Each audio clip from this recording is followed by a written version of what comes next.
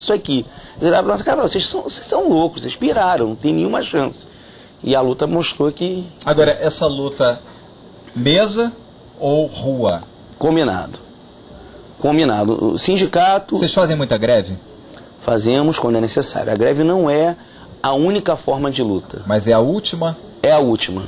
A greve efetivamente é a última. É quando você não consegue mais negociar. Porque se você faz greve...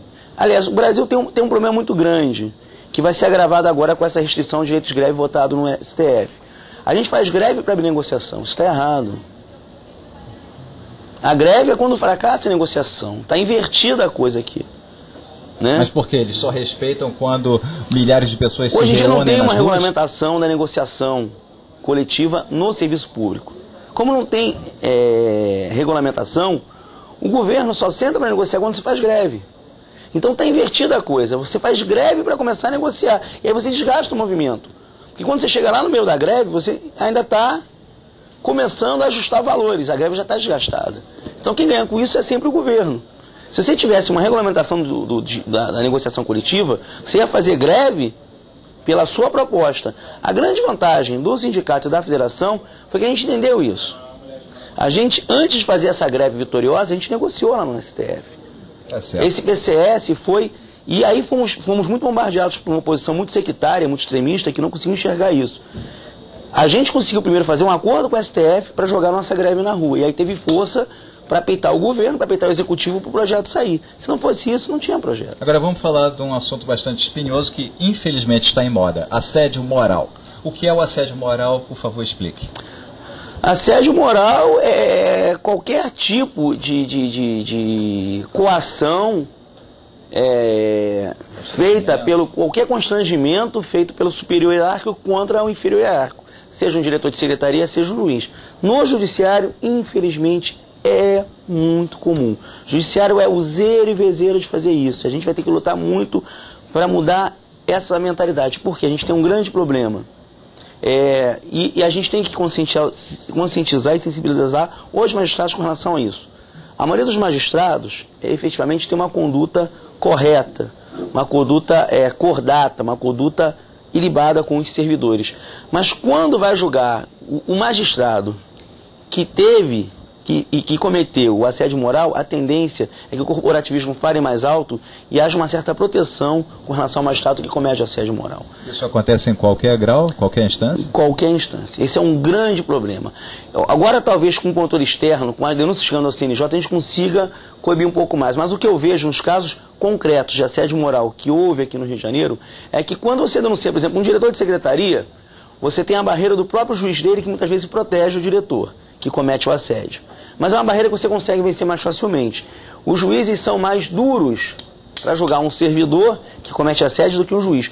Quando você denuncia um juiz, aí o corporativismo fala muito alto. Às vezes você pega um outro juiz que não comete assédio de maneira nenhuma, que é um juiz cordato, que é um juiz correto, que tem uma conduta ilibada dentro do seu cartório, mas quando ele vai julgar um par dele, aí ele fica muito incomodado e a tendência é atenuar aquela denúncia de assédio moral. E como se comporta o Ministério Público nesse segmento? Olha, depende.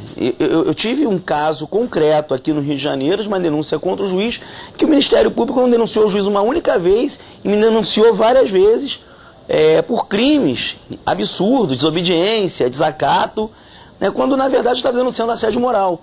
Então o Ministério Público, em lugar de se comportar naquele momento como fiscal da lei, se comportou como defensor do magistrado, como se o magistrado ali, o cargo dele, estivesse acima de qualquer suspeita, quando não é.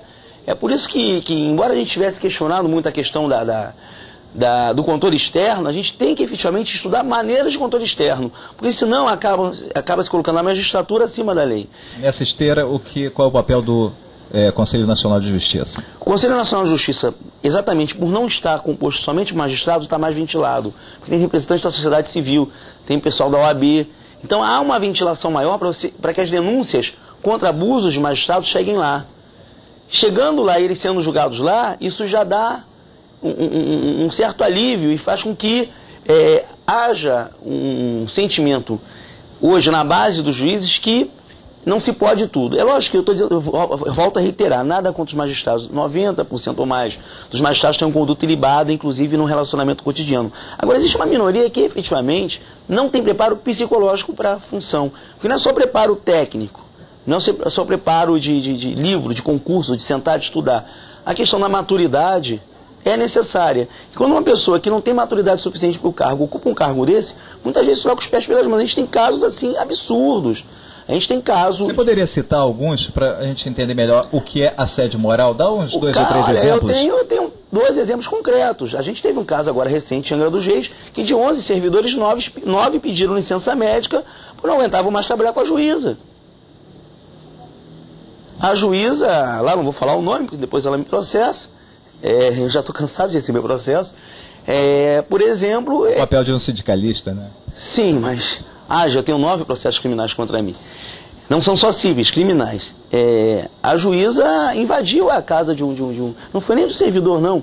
De um cidadão, porque teve uma rusga. Ao que me consta, que chegou ao sindicato, foi que ela discutiu com a empregada doméstica desse dono dessa casa, porque o cachorro latiu para ela. E aí ela fez uma força-tarefa, invadiu a casa do cidadão com IBAMA, Polícia Federal, né, Ministério Público, foi todo mundo lá como se o cara fosse um bandido, e se descobriu que não era nada daquilo. Se ela é capaz de fazer isso com um cidadão, imagina o que ela fazia com os servidores do cartório que viviam em constante e total assédio. Aquela coisa, não pode telefonar, não pode sair, não pode fazer isso, não pode fazer aquilo. A gente teve um outro caso recente não, já passou algum tempo em Petrópolis, que os servidores estavam extremamente constrangidos. E esse caso é extremamente delicado, porque eu falo aqui, sai rede nacional, amanhã eu estou com outro processo nas costas. Recebi 9 processos por causa desse caso.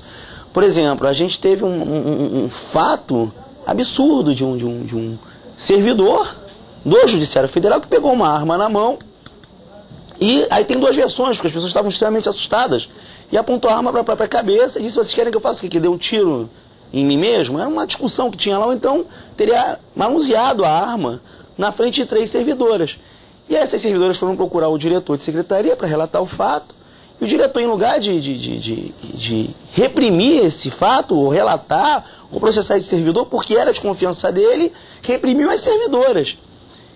E aí, quando elas chegaram no juiz, o fato do diretor ser de confiança do juiz também reprimiu as servidoras. E o prêmio pelas servidoras delatarem esse caso foi serem colocadas para fora do cartório. Uma pegou um processo criminal absurdo por prevaricação, que depois o Ministério Público teve que deixar para lá, porque não tinha prevaricação nenhuma. Então, o assédio moral é muito grave. Vai desde esses fatos que você está contando até, por exemplo, vai pegar um cafezinho para mim? Olha, vai pegar um cafezinho para mim, Não vai pedir, né?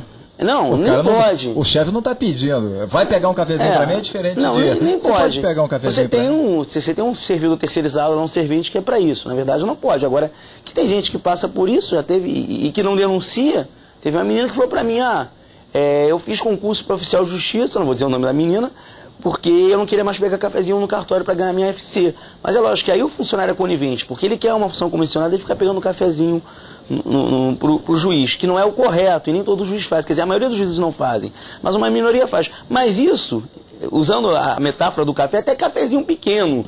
Essa história de pegar o café, para mim, é um assédio moral mais bobo, e que dá até para corrigir. O cara falou: não vou pegar o café para você, amigo, eu não fiz concurso para você, acabou. Vou tirar sua FC, então tira.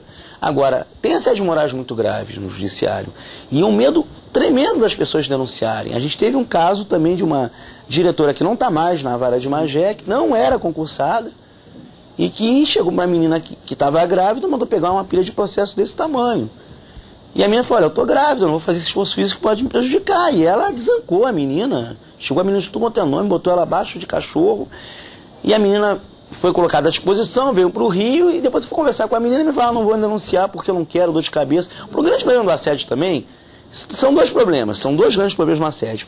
Um, que quando o assédio é com relação ao magistrado, quando o magistrado é quem assedia, quando chega nos órgãos que teriam que coibir isso, eles tendem a tentar botar panos quentes e fazer um arranjo.